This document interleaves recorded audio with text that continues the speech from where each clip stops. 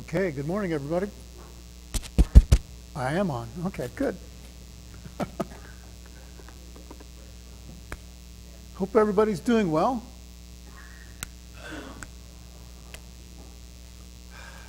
It's a beautiful, almost spring day. There are some wildflowers by our house, and they're already growing. It's kind of spring already where we are. So I hope everyone's doing well.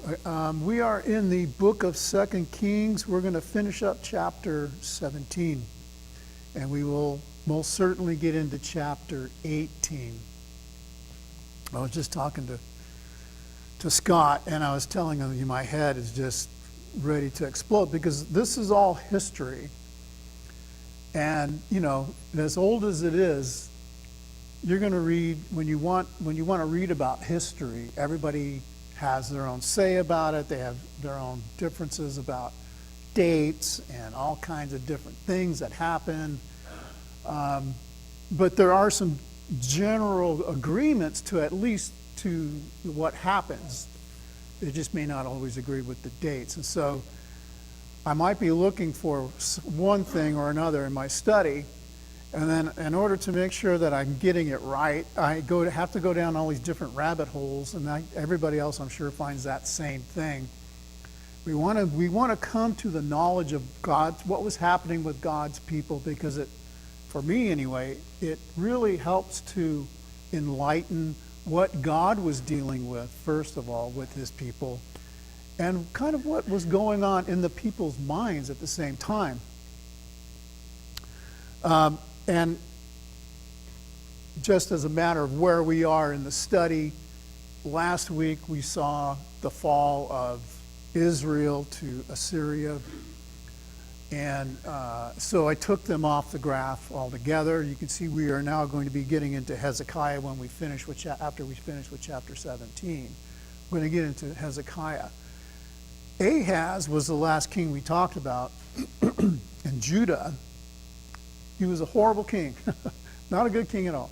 And so we're going to get into Hezekiah, and we're going to get into kind of the meaning behind what the reader wants us to see, what God wants us to see.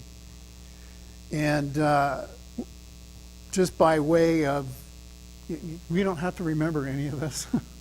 And that's the funny part about all of this. You can look at it, you can even learn about it, but it has little to do with your salvation, knowing the exact year that Israel was taken away. And that date, even by itself, is disputed. When you talk to Barry Kirchville, he wants you to remember 721, right? 721 BC. Remember that date. So that's kind of how this graph kind of looks at it this way, or this map. This is basically the Assyrian Empire. You can see over here, there's little Judah down there and that little pink dot down there. And it gives the different kings and when they took over this. So you see that Assyria was amassing great power, and it shows all the way down into the latter part of their ascension to power. It shows like Egypt, but Egypt I don't know actually was under their rule, but they probably had to send them tribute as well. And so we just see that they're just gaining all this power. The guy who took Sargon the second, I believe it was, is one of the main players who takes over. We've seen some of these names already. And then we see Shalmaneser, he comes into play. And then eventually when we get to Hezekiah, we're going to see this king Sennacherib. And I'm only saying this because there's all of these things happening in the background that we don't read in the Bible. And one of the big things is these guys were always at war with one another. Babylon is assimilated into Assyria. Eventually Babylon goes up against Assyria. And because of that, we're going to see Hezekiah getting he's thinking, wow, he's looking around at all of these nations because Sargon II dies. all of these kings feel like we can go against Assyria. And it's not like Hezekiah, when we get to that, it's not like Hezekiah is thinking, oh, I'm going to go against Assyria by himself. He's just kind of going with the flow, and so he's going to rebel as well. Rebel. Okay, are there any observations or anything up until this point that anybody wanted to make before we finish chapter 17? Okay. All right, let's have a word of prayer. Our Holy Father, we're so thankful, Lord, that you have given us your Son and your Word, and both of those are for us a great treasure, Lord, and we hope and pray all the things we do in this hour would be pleasing to you in Christ's name. Amen. Okay, so just by way of mention, I'm going to send out an email for Scott Nichols has a YouTube site, and he's kind of taken on the baton from his father, who passed away. We all know Nick. And he's done some really good work historically in basically from the time of creation, listing out all the events in the scriptures, putting really good dates to them, clarifying what a lot of scholars have messed up in their assumptions, and he talks about how they mess things up and thinking certain ways, and how he and his, and I'm pretty sure a lot of this was Nick, and how they clarify the issues with the way people think. And if you're interested in any of that, you can have access to that. He has 4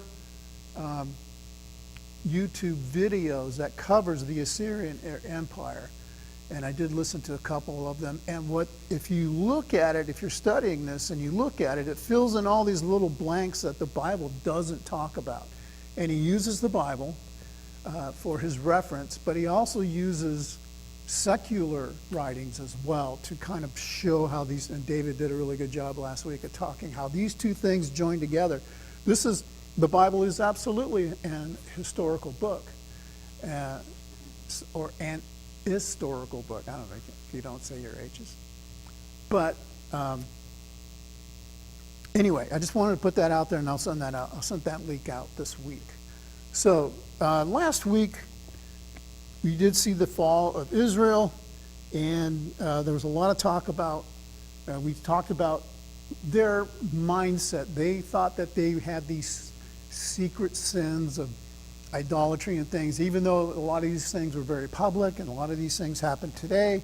They basically made the decision to live a lie that they're serving God, and this is an issue throughout the entire Old Testament, which opened them up to more lies. They were worshiping other gods. They made up their own gods. They basically created God in their own image. And they also had a great evil influence on Judah. As I just said, Ahaz was a terrible king, and we saw Athaliah and all the things that happened with her. And so we see that God removes Israel for all those reasons. He gives this big list as to why he does it. So we're going to start in verse 24, which basically explains how this taking away, this conquering happened. And so there's a couple of questions that Barry put in the book that I think we should cover. So starting at verse 24, the king of Assyria brought men from Babylon and from Cutha and from Ava and from Hamath and Seraphim and settled them in the cities of Samaria in place of the sons of Israel, so they possessed Samaria and lived in its cities. At the beginning of their living there, they did not fear the Lord. Therefore, the Lord sent lions among them, which killed some of them. So they spoke to the king of Assyria, saying, the nations whom you have carried away into exile in the cities of Samaria do not know the custom of the God of the land. So he has sent lions among them, and behold, they kill them because they do not know the custom of the God of the land. Then the king of Assyria commanded, saying, take one of the priests whom you carried into exile and let him go live there, and let him teach them the custom of the God of the land. So one of the priests whom they had carried away into exile from Samaria came and lived at Bethel and taught them how they should fear the Lord. But every nation still made gods of its own people and put them in the houses of the high places which the people of Samaria had made, every nation in their cities in which they lived. The men of Babylon made Succoth-Benoth, the men of Cuth made Nergal, and the men of Hamath made Ashima, and the Avites made Nibhaz and Tartak, and the Sherefites burned their children in the fire to Adramelech and Anamelech, the gods of Sepharvaim. That's really easy to say. They also feared the Lord and appointed from among themselves priests of the high places who acted for them in the houses of the high places. They feared the Lord and served their own gods, according to the custom of the nations from among whom they had been carried into exile. To this day, and this is a key verse to me, they do according to their earlier customs. They do not fear the Lord. They do not follow their statutes or their ordinances or the law or the commandments of which the Lord commanded the sons of Jacob, whom he named Israel, with whom the Lord made a covenant and commanded them, saying, you shall not fear other gods, nor bow down before yourselves to them, nor serve them, nor sacrifice to them. But the Lord who brought you up from the land of Egypt with great power and with an outstretched arm, him you shall fear, and to him you shall bow yourselves down, and to him you shall sacrifice. The statutes and the ordinances and the law and the commandment which he wrote for you, you shall observe to do forever, and you shall not fear other gods. The covenant that I made with you, you shall not forget, nor shall you fear other gods. But the Lord your God you shall fear, and he will deliver you from the hand of your enemies. However, they did not listen, but they did according to their earlier custom. There's a little history of Israel in there. So while these nations fear the Lord, they also served their gods, their children likewise, and their grandchildren, as their fathers did to this day. Okay, so the Assyrian king fills the land with other people. He brings these likely other conquered peoples.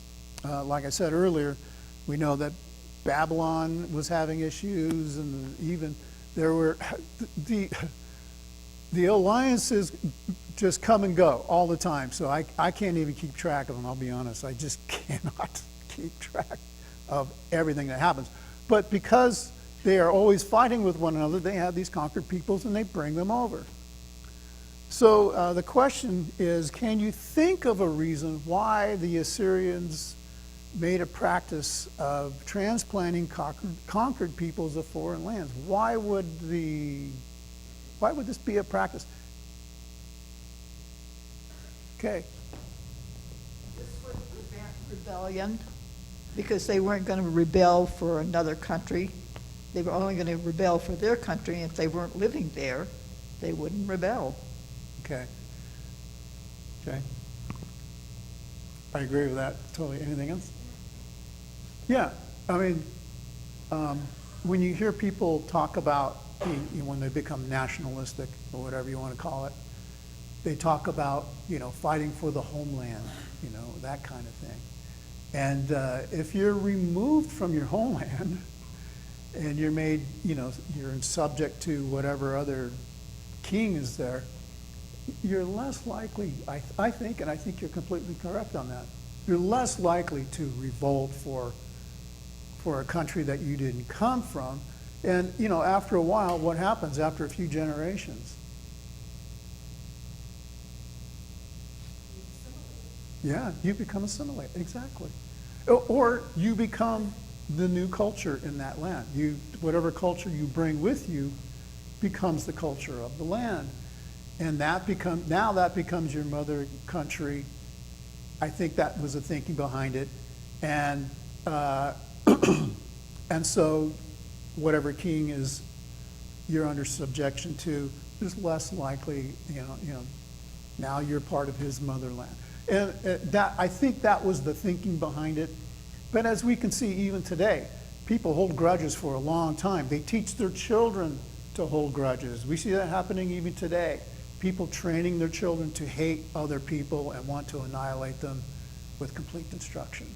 And so as much as that might have worked, I don't know, if we can see this same thing happening still today. Anything else? Sean. This is not an uncommon occurrence in Malaysia and Vietnam and the general area of Southeast Asia.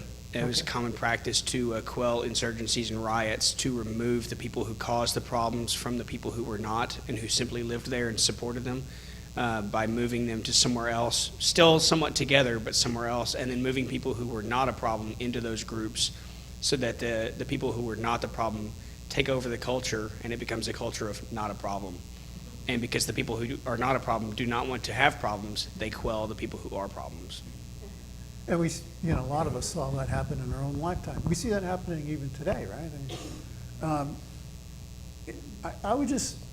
I think I would add that, as a king, as a leader, the thinking is, why do I want to take over land?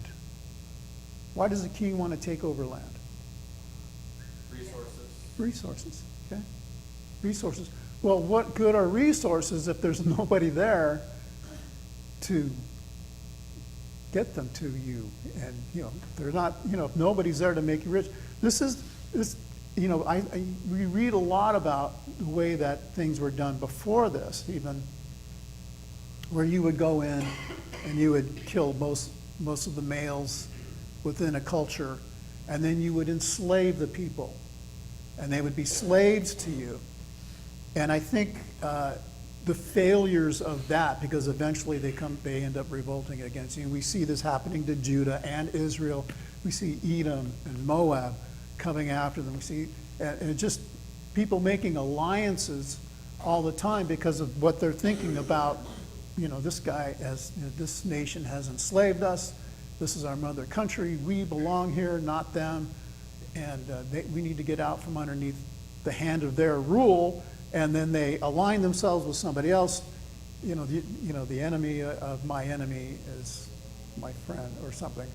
However that goes, the enemy of my enemy is good, because then I'm going to be a friend of that guy who's got the same enemy. Anyway, we see that happening over and over, and it never really works.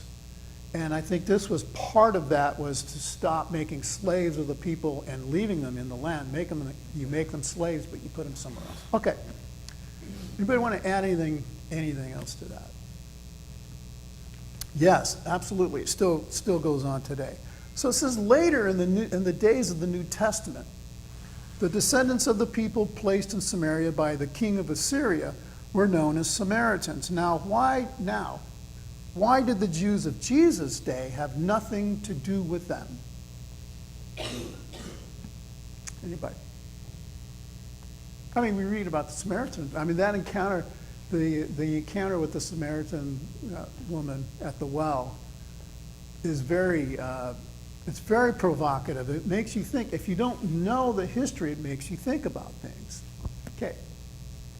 Well, the Jews that were left there intermarried with the people that were brought in, so they were essentially half-breeds, and so the half Jews, or less, kind of like a lot of Americans, right? There are a few Americans who could say, well, I'm, name a nationality, and that's the one nationality that you are. I think my 23andMe thing is like a whole page of different things down to some 0.05% of Anasazi Jew, or whatever they call them. And it's But that is the view, right? That you're a half-breed. I guess that's a way of putting it. So what is the attitude of the regular Jew of that day for looking towards the Samaritan Jew? What was the attitude? That they were less than. They were less, right? That happens in a lot of cultures, doesn't it? That humans are made to be less than, and so they have less rights or they have less opportunities or whatever. That's been happening since forever. That's why when we read about Jesus talking to this Samaritan, who's not only a Samaritan, but she's a Samaritan woman, and his disciples walk up on this conversation, they're flabbergasted. Why is Jesus talking to this lady? Why is this even happening? And I think it's interesting to see that because it goes against the grain of standard Jewish thought for the day, which was, our Messiah is going to be this great guy from David's lineage, he's going to be a king, he's going to be all these different things. And here things are starting, in the northern kingdom, which went against everything they thought. Okay, what year did Israel fall to Assyria? Does anybody want to add anything to that? No. Okay. What year did this happen? Well, I think in the chart it says 721, but again, dates can be kind of funny, however you look at it. And if you do listen to Scott Nichols, how he looks at it, he puts that at around 720 or 719. But I don't think that's, it's not important to our salvation. So it's just a history thing. Okay, is there anything about any of this part of the narrative that anybody wants to add to or comment about? Okay.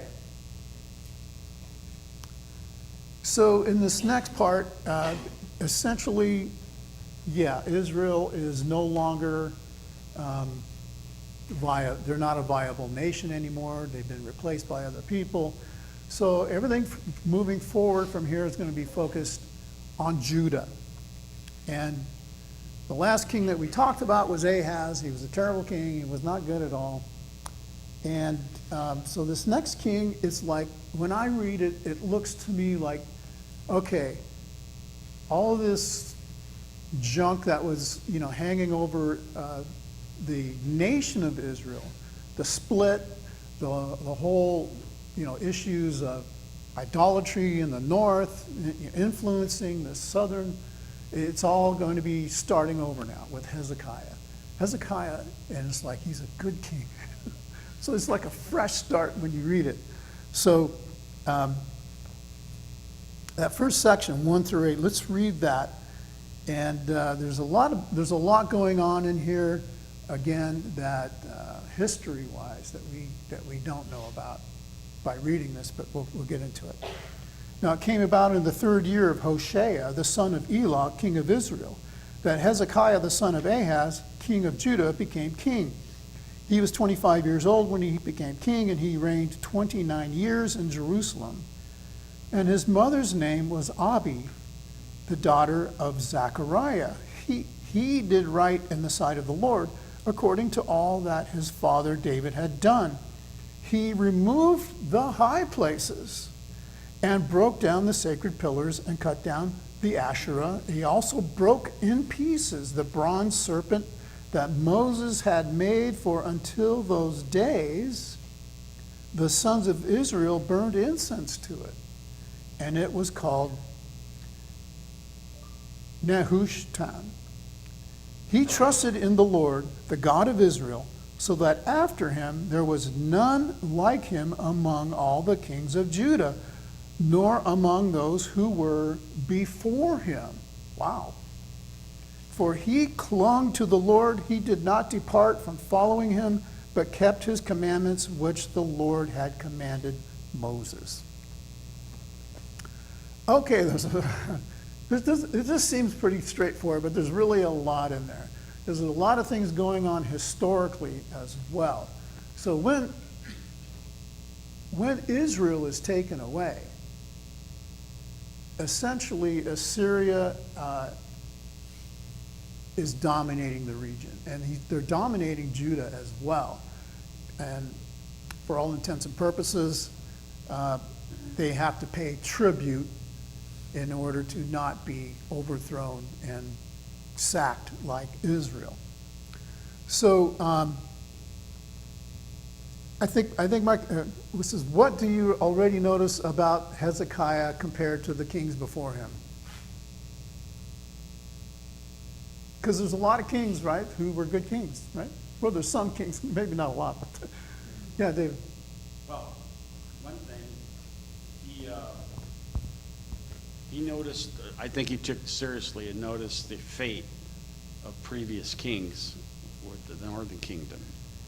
And he decided, he must have decided, I don't want that to happen under my reign.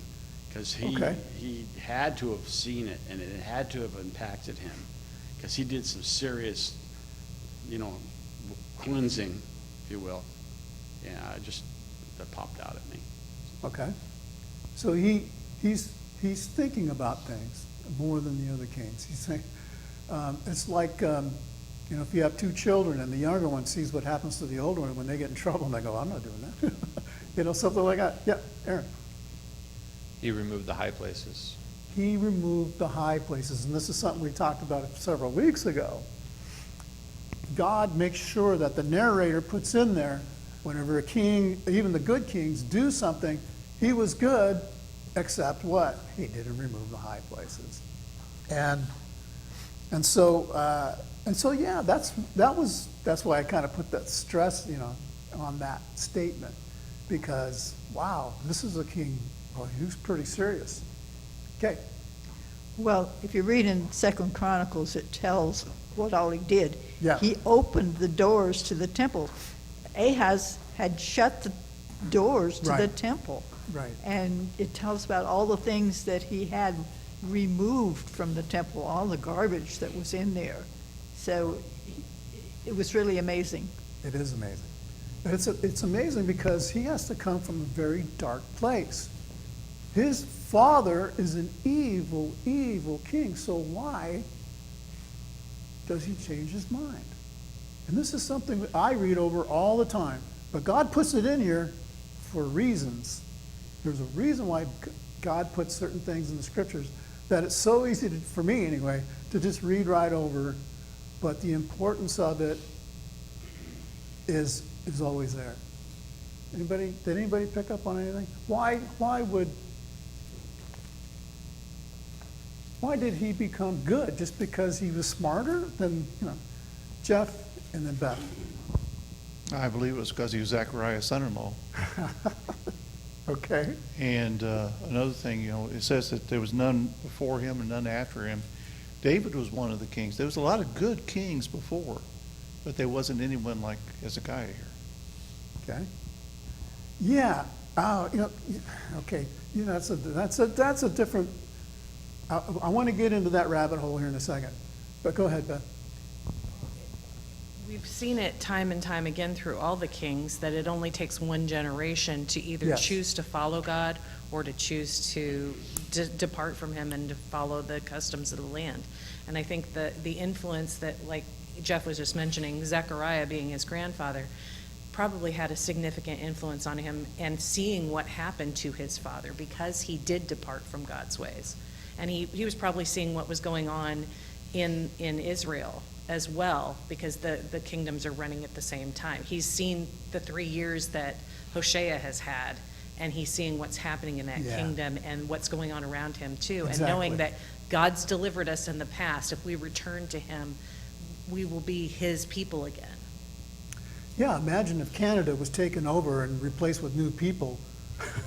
I think our leadership would take notice of that and go, what should I do? Maybe I should do something different, right? Anything else? Dave and then Sean.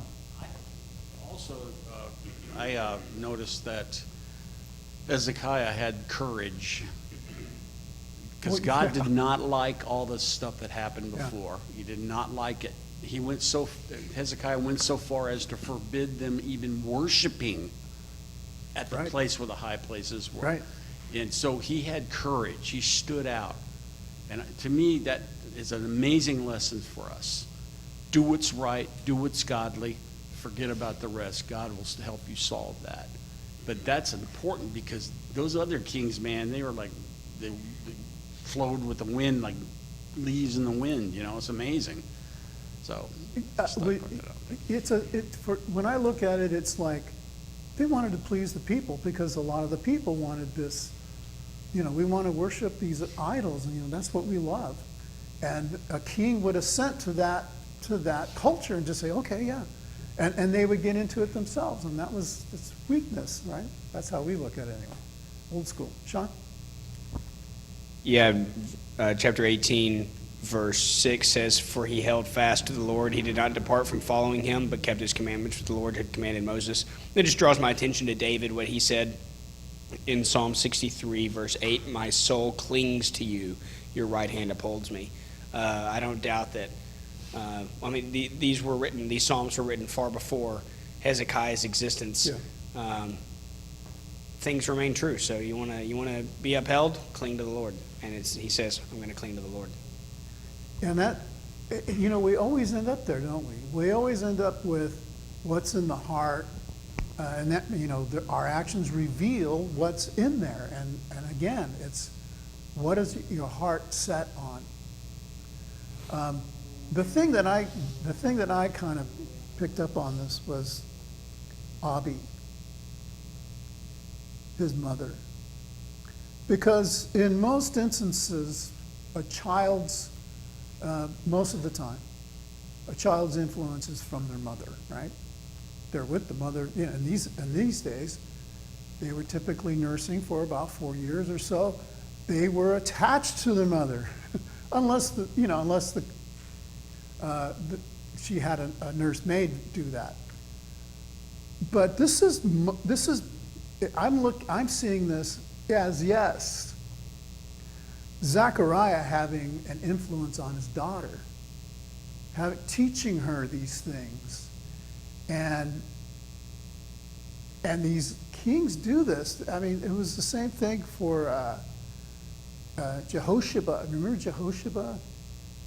And she was married to Jehoiada. She saves the last guy in David's lineage. And we see these moms coming.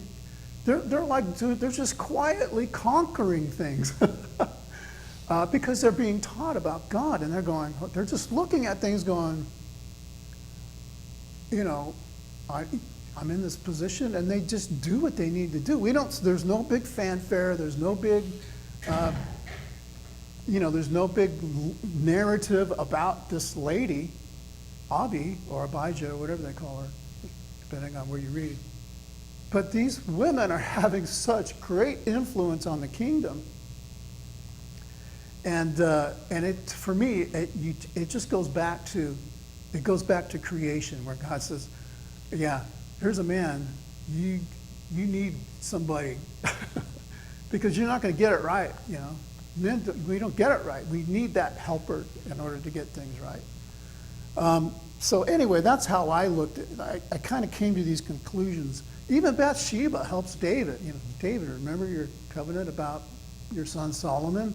You know, David's all over the map. He's got all these things he's got to do, and Bathsheba brings him back to the center. And we see this over and over and over again throughout the Old Testament. And I just say that's why I kind of read over it. And his mother was, and that sort of thing. We just read about it. But I think the writer is letting us know, here's where this influence is coming from. Okay, anybody want to comment or anything on that? Okay, yeah, so Hezekiah is this good king. We have this fresh start for Judah. 9 through 16. 9 through 16. Now the 4th year of King Hezekiah, which was the 7th year of Hoshea, the king of Elah, king of Israel, Shalmaneser,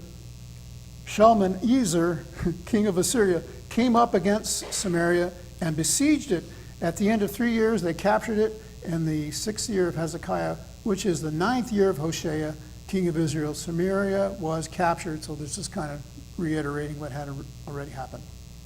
Then the king of Assyria carried away into exile to Assyria and put them in Hala and at Habor and the river of Gozan and the cities of the Medes, because they did not obey the voice of the Lord their God, but transgressed his covenant, even all that Moses the servant of the Lord commanded. And they would neither listen nor do it. Now in the 14th year of the king Hezekiah, Sennacherib, king of Assyria, came up against all the fortified cities of Judah and seized them. Then Hezekiah, king of Judah, sent to the king of Assyria at Lachish, saying, I have done wrong. Withdraw from me. Whatever you impose on me, I will bear. So the king of Assyria required of Hezekiah, king of Judah, 300 talents of silver and 30 talents of gold. So here's that tribute he's having to pay. Hezekiah gave him all the silver which he found in the house of the Lord and in the treasuries of the king's house. At that time, Hezekiah cut off the gold from the doors of the temple of the Lord and from the doorposts which Hezekiah, king of Judah, had overlaid. He gave them to the king of Assyria. Then the king of Assyria sent Tartan and Rabsaris and Rabshakeh from Lachish to King Hezekiah with a large army to Jerusalem. So they went up and came to Jerusalem, and they went up and came and stood by the conduit of the upper pool, which is on the highway of the fuller's field. When they called to the king, Eliakim, the son of Hilkiah, who was over the household, and Shebna, the scribe, and Joah, the son of Asaph, the recorder, came out to them. So, again, there's all these historical things happening, all of these alliances and other nations, and all of these things happening. So it really encapsulates a lot of history here and talks about how Sennacherib, how Shalmaneser had created this tribute that Judah was to live under. And by the time Sennacherib comes around, he's coming to kind of go up against Judah itself and against Jerusalem. So, in what year did Sennacherib attack the cities of Judah? I had so many different dates. Could be 713, 712. I went by his date and did some math, and it was 713, 712. Other dates are 701. All these different dates are out there. Did anybody come up with something different? I'm sure you did. Yes, Sean. Not really different, but we talked earlier about Assyria being Egyptian, or sorry, if Egypt was Egyptian. Sorry. And there's times in the past where you're like, I'm not sure, and then Sennacherib is listed as a king of Egypt. So you get, okay, so in some form or fashion, Egypt was reporting to Yes. Sennacherib. Yeah. So, and yeah. Yeah. When in the history parts that I read, after Sargon II died, and then you end up getting, by the time Sennacherib's coming around, other nations have been rebelling against Assyria. Even those cities, even to the east, the Persians and the Medes, and it emboldens all of these other nations to go up and say, "Well, yeah, let's do this."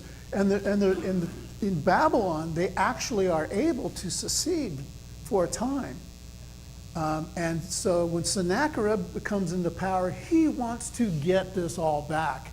It's just like what we see today with other former great, nations that have fallen, and they're still seeking to regain lands they think it's part of their homeland history and all. We just saw this recently.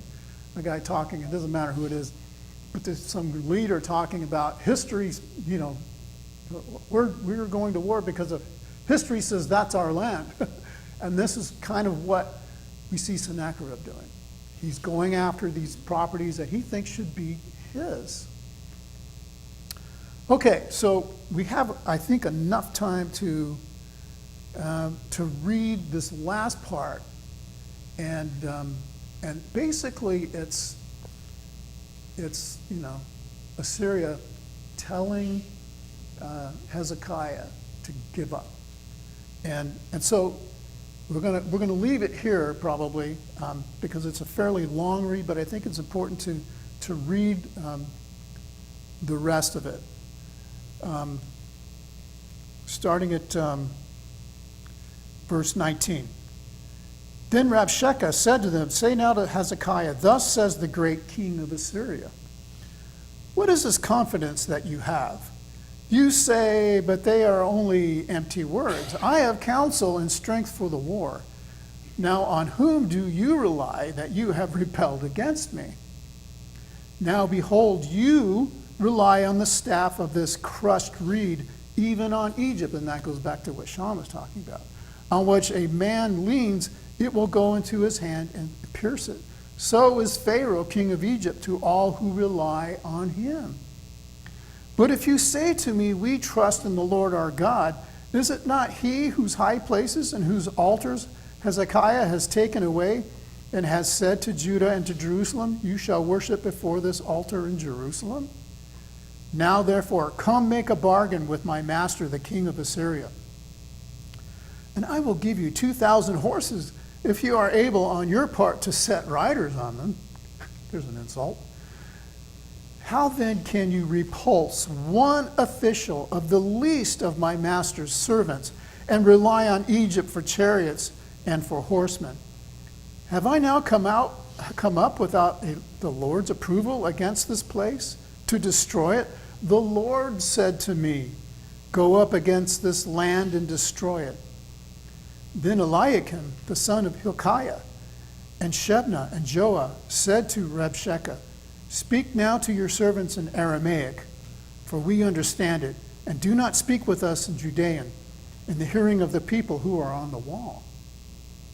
But Rabshakeh said to them, "Has my master sent me only to your master, and to speak these words, not to the men who sit on the wall, doomed to eat their own dung and drink their own urine with you?"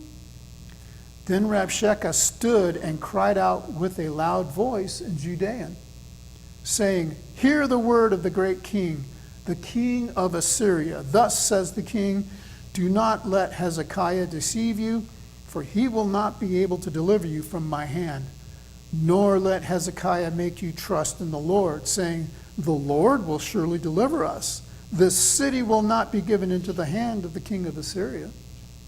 Do not listen to Hezekiah, for thus says the king of Assyria, make your peace with me, and come out to me, and eat each of his own vine and each of his own fig tree, and drink of the waters of his own cistern, until I come and take you away to," there's a proposition, "until I come and take you away to a land like your own, and a land of grain and a new wine, a land of bread and vineyards, a land of olive trees and honey, that you may live and not die.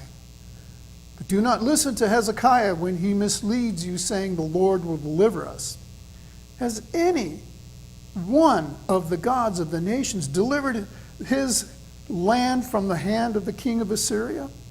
Where are the gods of Hamath and of Arpad? Where are the gods of Sherebaim, Hena, and Ivah? Have they delivered Samaria from my hand? Who among all the gods of the lands have delivered their land from my hand, that the Lord should deliver Jerusalem from my hand?" But the people were silent and answered him not a word, for the king's commandment was, "Do not answer him." Then Eliakim, the son of Hilkiah, who was over the household, and Shebna, and the scribe, and Joah, the son of Asaph, the recorder, came to Hezekiah with their clothes torn and told him the words of Rabshakeh. Okay, so we're going to leave it there. But just as a note, at this point, Hezekiah is rebelling.